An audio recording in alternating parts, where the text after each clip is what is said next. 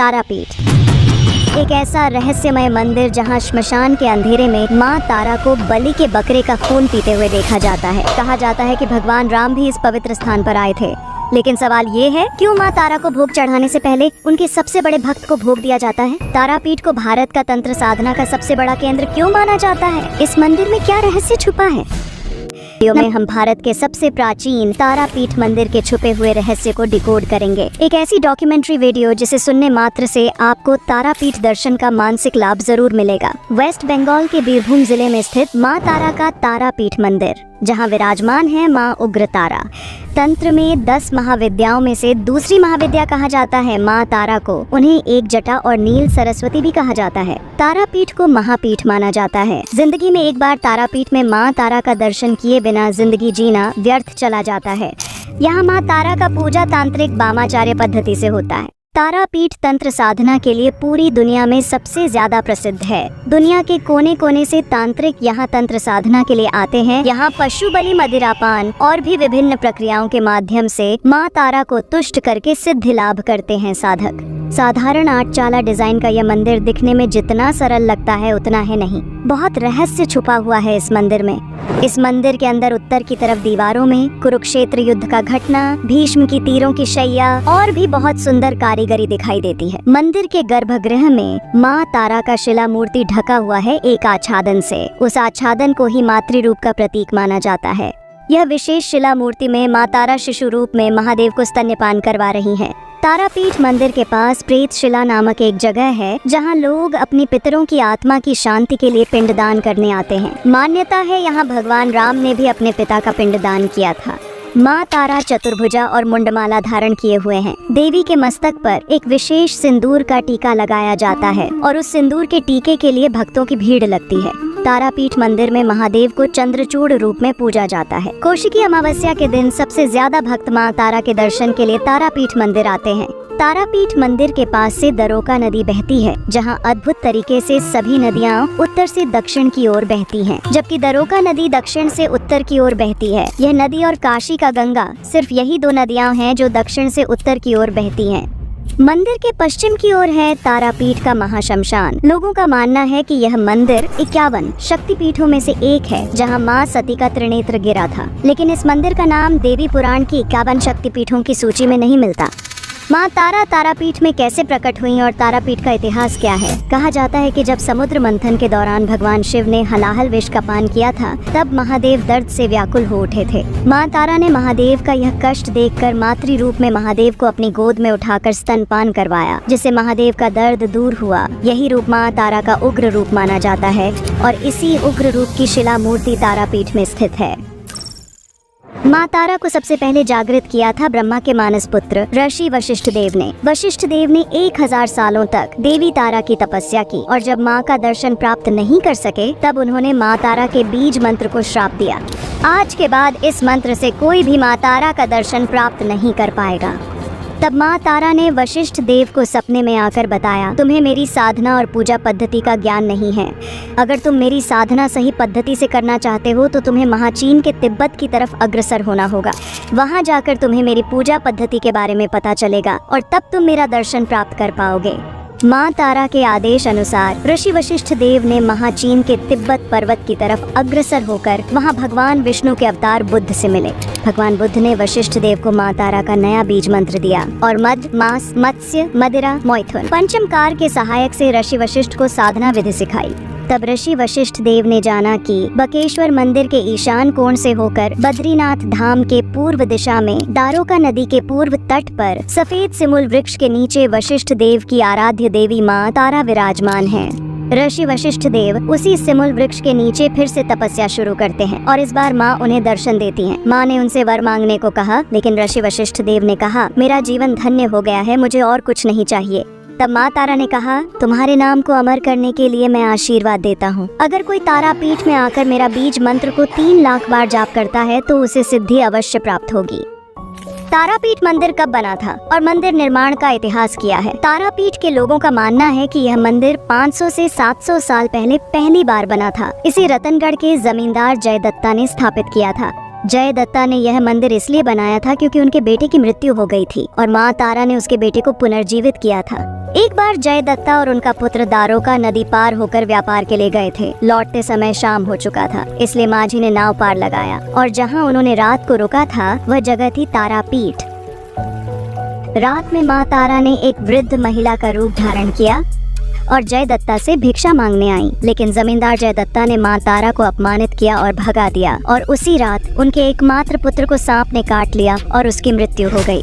अगले दिन सुबह जब जय दत्ता एक तालाब के पास से गुजर रहे थे तो उन्होंने देखा कि मछुआरे मरी हुई मछलियों को तालाब में धो रहे थे। आश्चर्य की बात थी कि वो मछलियाँ फिर से हिलने लगी और जीवित हो गईं। यह घटना जमींदार को माँ तारा की शक्ति का एहसास दिलाने वाला था और उनके मन में श्रद्धा की लहरें उठने लगी। ये देखकर जय दत्ता ने उस तालाब से पानी लेकर अपने बेटे के मुंह पर डाल दिया और चमत्कारिक रूप से उनका बेटा जीवित हो गया। उसके बाद से उस तालाब का नाम पड़ा जीवन कुंड और तब से आज तक इस तालाब के पानी को बहुत ही पवित्र माना जाता है। इस घटना के बाद जय दत्ता ने पहली बार दारोका नदी के तट पर माँ तारा का मंदिर बनवाया, लेकिन यह मंदिर ज्यादा समय तक टिक नहीं सका क्योंकि नदी में बाढ़ आने के कारण यह मंदिर नष्ट हो गया। इसके बाद दूसरी बार लगभग 1743 साल के आसपास मंदिर को दूसरी बार निर्माण किया राम जीवन राय चौधरी ने और अभी वर्तमान का जो तारापीठ मंदिर है इसे बनाया था मल्लारपुर के जमींदार जगन्नाथ राय ने 15 अप्रैल 1818 को।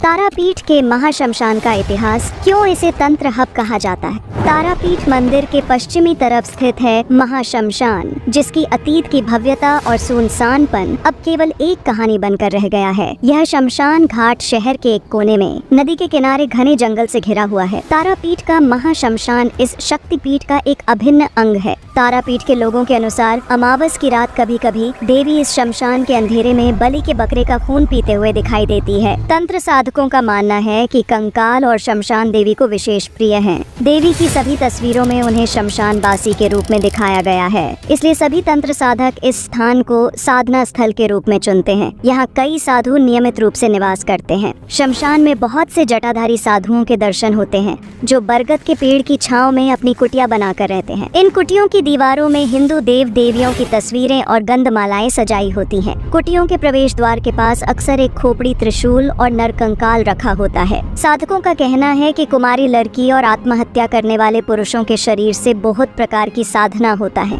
यहाँ ऋषि वशिष्ठ का पंचमंडी आसन भी है, जहाँ बैठकर उन्होंने साधना की थी और माँ तारा का दर्शन प्राप्त किया था। पंचमंडी आसन के पास ही साधक बामा खेपा का समाधि स्थल है। साधक बामा खेपा ने भी इसी पंचमंडी आसन में बैठकर तंत्र साधना की थी और माँ तारा को तुष्ट करके उनका दर्शन प्राप्त किया था। यहाँ का पंचमंडी आसन आज भी जागृत है। अगर कोई साधक इस आसन में बैठता है तो उसके पूरी शरीर में जलन होने लगता है और वह साधक पागल भी हो सकता है। अगर वीडियो पसंद आ रहा है तो प्लीज एक लाइक कर देना। पंचमुंडी आसन क्या है? पंचमुंडी आसन एक अत्यंत शक्तिशाली तांत्रिक आसन है जिसे 5 खोपड़ियों से बनाया जाता है। इसे तैयार करने के लिए पहले 5 खोपड़ियां लगता है। एक चांडाल की खोपड़ी। चांडाल वह होता है जो शवों का अंतिम संस्कार करता है। लोमड़ी की खोपड़ी। लोमड़ी को उसकी चतुराई के लिए जाना जाता है, इसलिए उसकी खोपड़ी का इस्तेमाल किया जाता है। नेवले की खोपड़ी। नेवला अपनी तेजी के लिए जाना जाता है, इसलिए उसकी खोपड़ी का उपयोग किया जाता है। सांप की खोपड़ी, क्योंकि सांप बहुत क्रूर और निर्दय होता है। बंदर की खोपड़ी, क्योंकि बंदर को ब्रह्म ज्ञानी माना जाता है, इसलिए बंदर की खोपड़ी का पंचमुंडी आसन में उपयोग होता है। पंचमुंडी आसन कैसे और कहाँ बनाया जाता है? पंचमुंडी आसन को अमावस्या की रात को रात के 12 बजे स्थापित किया जाता है। इस आसन को तैयार करना अत्यंत भयंकर होता है और इसे एकांत में या किसी विशेष देवी स्थान पर स्थापित करना सबसे उपयुक्त माना जाता है। इसलिए तारापीठ, कोलकाता के कालीघाट और कामरूप कामाख्या जैसे प्राचीन और पवित्र देवी स्थलों में पंचमुंडी आसन स्थापित है। तारापीठ मंदिर की प्रसिद्धि का कारण माँ तारा के साथ उनके सबसे बड़े भक्त साधक बामा खेपा भी हैं। बामा खेपा कौन थे? बामा खेपा का असली नाम बामाचरण चट्टोपाध्याय था और उनका जन्म अटला गांव में हुआ था, जो तारापीठ से ज्यादा दूर नहीं है। यह गांव दारका नदी के उस पार स्थित है। शुरू से ही बामा खेपाजी माँ तारा के बहुत बड़े भक्त रहे हैं। बामा खेपाजी माँ तारा को बड़ो माँ और अपनी माँ को छोटो माँ बोलते थे। बामा खेपाजी की सरलता के कारण लोग उन्हें बामा खेपा या खेपा बाबा भी बोलते थे। लेकिन सरल होने के साथ साथ वो अपने पहले जीवन में बच्चे के भांति बहुत उद्दंडी और जिद्दी भी रहे थे। माँ तारा का बहुत आशीर्वाद था उनके ऊपर। बामा खेपाजी का फूंका हुआ बीड़ी भी अगर पड़ा हुआ मिल जाता किसी को तो उसके शरीर के सभी रोग ठीक हो जाने के साथ साथ धन धान्य भी प्राप्त होता था। बामा खेपाजी माँ तारा के एक ऐसा भक्त थे जिन्होंने माँ के ऊपर गुस्से के कारण माँ के मंदिर में ही बिजली गिरा दिए थे।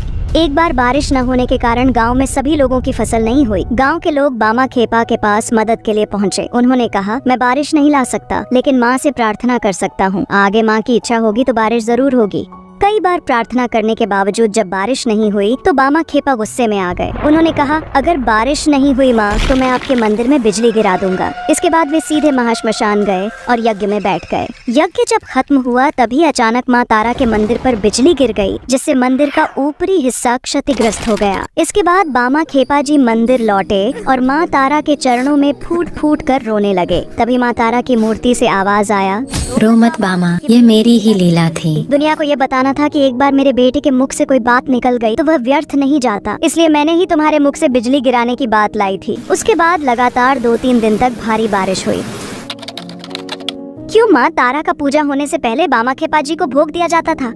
एक बार बामा खेपा जी, जो कि बहुत उद्दंडी और जिद्दी थे, उनको एक बार बहुत भूख लगने के कारण माँ तारा से भोजन मांगा। माँ तारा ने उनसे कहा, मंदिर में भोग रखा हुआ है, जाओ और खा लो। बामा खेपा जी मंदिर जाकर भोग खा लिए, लेकिन तब माँ तारा की पूजा नहीं हुई थी। यह देखकर मंदिर के पुरोहित और बाकी सभी लोग जाकर बामा खेपा जी को बहुत पीटे। पीट पीट कर उन्हें आधमरा कर दिया और तारा पीठ के श्मशान में जाकर फेंक दिया। बामा खेपा जी 3 दिन तक होश में नहीं थे। तब माँ तारा ने वहाँ की रानी के सपने में आकर दर्शन दिए। माँ के शरीर से रक्त गिर रहा था और बहुत जगह चोट के निशान थे। माँ तारा ने रानी से कहा, मेरा बेटा को यहाँ लेकर आओ। अगर मेरा बेटा यहाँ नहीं आएगा तो मैं तारापीठ से सदा के लिए चली जाऊंगी। इसके बाद रानी ने बामा खेपा जी को श्मशान से लेकर आई और उन्हें खाना खिलाया। जब बामा खेपा जी को थोड़ा शक्ति मिली तब बामा खेपा जी एक लकड़ी उठाए और माँ तारा के मंदिर की ओर चले गए। मंदिर के दरवाजे पर लाठी मारी और माँ को गालियाँ देने लगे। अरे वो चंडालिनी, अरे वो पुत्र भक्षिणी, मेरी गलती क्या थी? मैंने तो आपसे बोलकर ही भोग खाया था, फिर भी मुझे मार क्यों पड़ी? मेरी गलती क्या थी? और बहुत जोर जोर से आवाजें आ रही थी मंदिर से। तभी मंदिर का दरवाजा एकदम से बंद हो गया। बामा खेपा जी की चीख आ रही थी। ऐसा लग रहा था कि बामा खेपा जी को पिटा जा रहा है। माँ तारा ने बामा खेपा जी को बहुत पीटा और जब दरवाजा खुला तो बामा खेपा जी के पूरे शरीर में से मार के निशान थे। इस मार के परिणाम स्वरूप बामा खेपा जी एकदम से शांत हो गए। उनका वो राग गुस्सा सब चला गया। इसके बाद न उन्होंने कभी किसी को गाली दी, न उनसे कभी किसी ने दुर्व्यवहार किया। अगर आपको वीडियो को अपने फ्रेंड्स और फैमिली के साथ शेयर करें ताकि उन्हें भी तारापीठ दर्शन का मानसिक लाभ मिले। तारापीठ मंदिर के रहस्यमय इतिहास और तांत्रिक साधना के बारे में और भी वीडियो देखने के लिए हमें कमेंट में जरूर बताएं। माँ तारा के दर्शन का मन से अनुभव करने के लिए और पूरा वीडियो देखने के लिए आपका बहुत बहुत धन्यवाद।